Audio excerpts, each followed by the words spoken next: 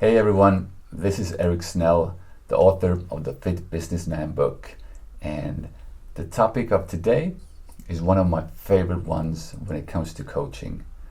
We're going to talk about the main difference between the performance of an elite and an amateur athlete. There is a certain thing that you can do to instantly increase the performance, especially of younger athletes, but also older athletes that are new to a sport.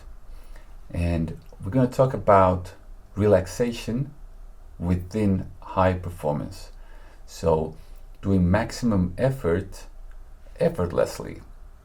And just to avoid confusion, I'm not talking about overtraining, overreaching, or training to failure. That's not it. It's about how you can relax in order to improve your performance and allowing your body to perform at its best. So to give you an example, if you look at basketball players like, let's say, Michael Jordan, he used to chew chewing gum during the game. Now that's something you would forbid anyone from doing. But what you can see when he does that is he relaxes his face, he's relaxed. The chewing gum maybe increases a little bit his confidence as well. That's very typical for people to have chewing gum or something to maybe a tobacco, whatever, to make them feel more confident. Because when you're performing in front of an audience, you have a lot of pressure on you, and chewing gum or something else will keep you calm, will give you confidence.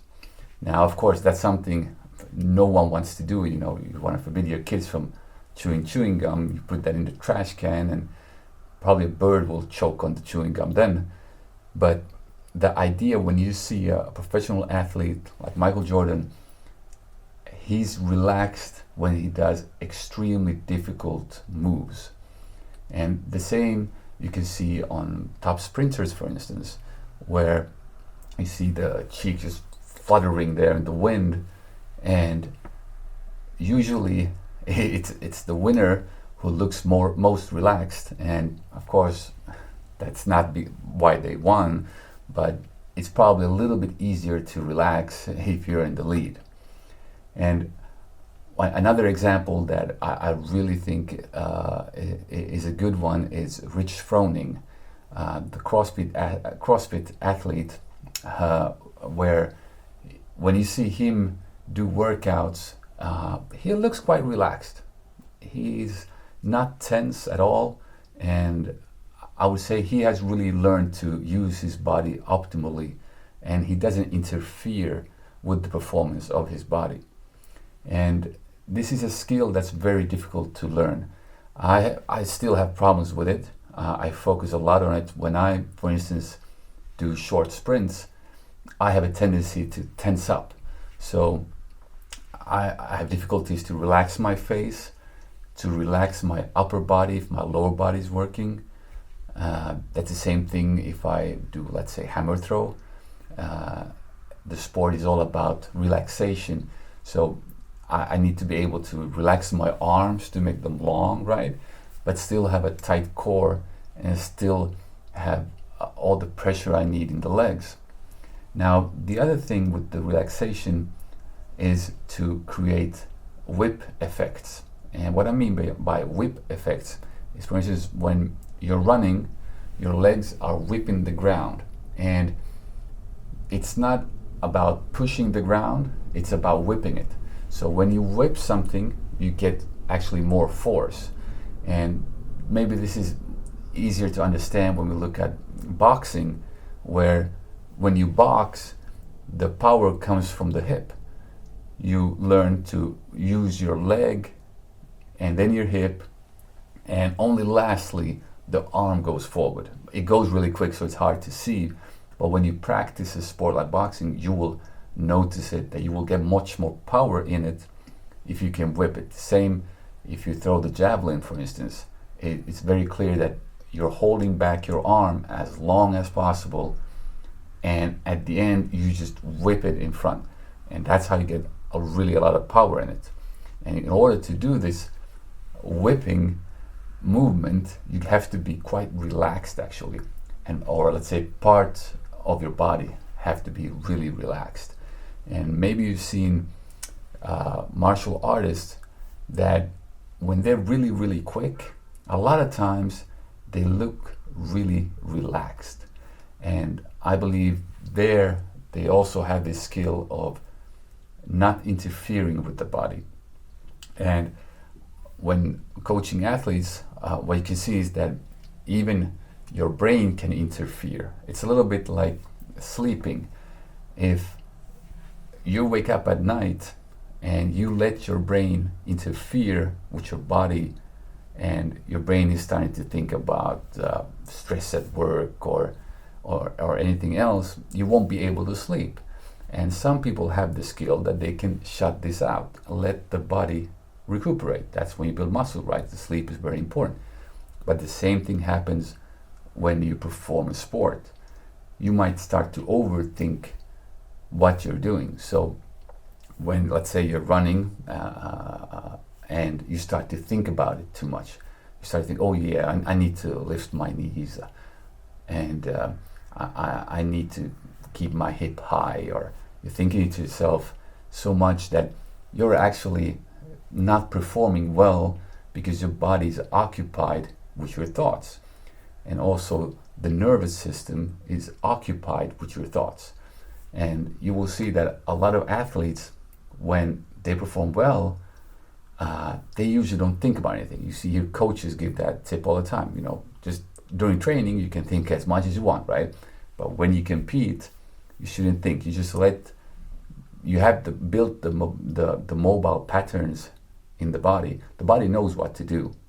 And if it doesn't know, well, it's going to repeat what you did in training. But because the circumstances, maybe you're nervous, maybe you start thinking about stuff, and you start to tense up. And tensing up will make it difficult for the body to perform optimally. So, let's say when you run, what you like to do, this is a good tip coaches give people as well, is to let the body just roll. You let the legs roll and you don't force it. So the same thing in the practice, you don't want to go 100%. You rarely see elite athletes go 100%. And this is what I mean, that we're not going to talk about going to failure. So if I would compare this, if you go to the gym, people are talking about training to failure, that you would do as many reps as you can until you can't do one more rep. It's not really about that. This is more about when you do those reps, can you really relax your body and let the muscle that is working do the job for you.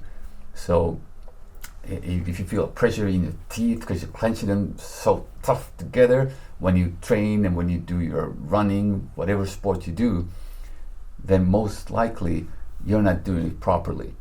And there are exceptions, of course, when it comes to performing very short sport performance actions. Let's say lifting, doing a deadlift PR.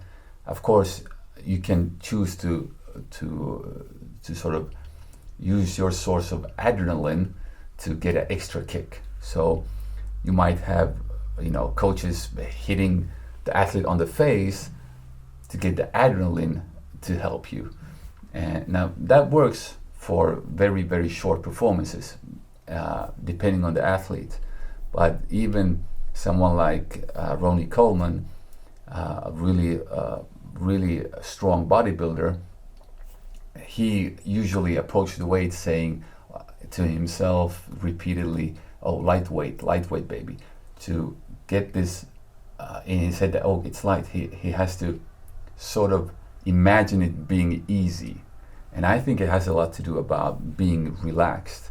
The same way you can see some athletes, they want to, when they train, they go to a max weight and then they back down and start to train on a lower weight. That also helps the body to really not push too hard when training. So there's rarely a need to go max out, and there's a saying that you train hard and you compete easy, and that's a lot of truth in it. But also when any athlete or any recreational athlete such as myself, when I train, to keep this relaxation in mind is very useful. And I've noticed that if I train with someone, let's say I'm running sprints with a partner, I'm actually running better if that person is just a tad slower than myself. Then I can run, I can let it roll, I can really relax, focus on my posture. But if I have a running partner that's a bit faster than me, I'm running in a group where I'm trying to hold on to the speed, I'm actually easily gonna force myself, and I'm gonna expend so much energy just forcing myself, and I won't get the results I want. And so a lot of times I would recommend to rather do more repetitions, but not at max speed, not at max effort. Now, another example, and this will be the last example, is Olympic lifts. This is the most common mistake I see in Olympic lifts, and which you might have seen as well, is that people tend to pull with their arms, and the arms are not strong, and you shouldn't pull with your arms, but it's a normal tendency that when you want to do, let's say, a snatch or a clean, you're gonna bend your arms too early, and you're gonna try to use your biceps for really movements where you shouldn't really use them. And it's really difficult not to engage the full body, especially when you're really focused and you really want to do well, and you sort of overthink it. And one way you can try to relax your body is to try to keep your hands relaxed. So there are sports where you don't need to use both hands, or you don't need to use either hand to hold on to something. So for instance, when running, you can actually put your fingers like this together, and you run like this. So you're sort of focused on having a relaxed grip between your fingers. And the same way, if you throw something, the hand that's free, you can try to keep very relaxed. So it's not that easy, I have to admit, because I have issues with this. You can ask my coaches. But this is the main difference. And when I film myself doing sports and I compare it to elite athletes, is the relaxation that's the difference. And maybe when you look at sports where, let's say, basketball, a lot of people, when you do it a lot, you get this relaxed motion. And you look at anyone, a snowboarder, they're so relaxed, laid back people. When you have an interview with someone does skateboarding, they're relaxed. And I think it has a lot to do with this mentality. The sport requires very relaxed body in order to perform well. And that's something that I highly recommend that you try to look at when you train, if there's something that you can do in a more relaxed way. And if you're uncertain, just film. Just ask a person to give you a start, and you run a short sprint, and have a look at your face, have a look at your body. How do you really act on the court, on the track? And with kids, for instance, you can quite easily see if they're new to a sport, they might tense up a bit, and they're unsure, they're thinking too much, and they don't do natural movements anymore. And then, of course, they get tired very quickly as well. So I hope you got some ideas from this. It's more thoroughly explained in the Fit Businessman book, of course. And I wish you have a great day, and I'll see you soon again.